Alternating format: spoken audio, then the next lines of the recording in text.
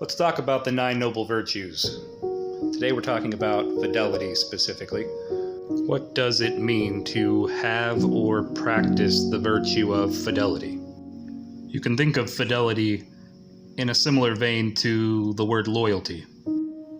I am true to family, friends, kindred, and to those I pledge my services. There's a few aspects of fidelity that I think we should unpack. One is keeping the secrets of your tribe, of your kin.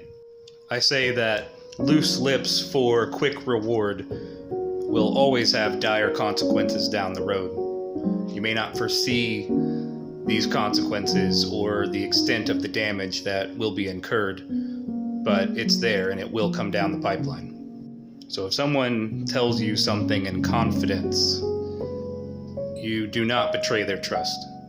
Now, we'd all love to imagine that an inherent trait of being human is keeping one's word, but it wouldn't be a virtue in the list of the 9 if this were true. I'm sure anyone watching this today can easily, off the top of your head, think of probably more than one example where you told someone something in confidence, even if they were family, even if they were so-called kin, and have had your trust broken.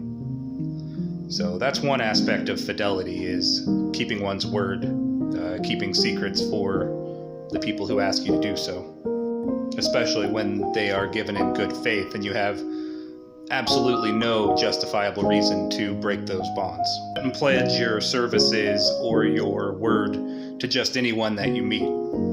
But the act of building honor and faith and trust amongst your kinfolk, among your tribe, among your family, is by giving your word when you mean to keep it. And when you give your word, you do keep it. You carry out that task, no matter what it takes to see it through. I know that in a previous video, we already talked about discipline.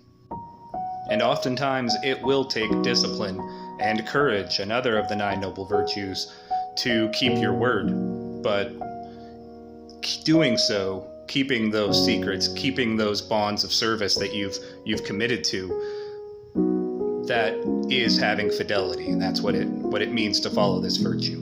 And you can see just from that description and explanation why it's so important, and why this is a trait you would look for in your kinfolk and those in your tribe.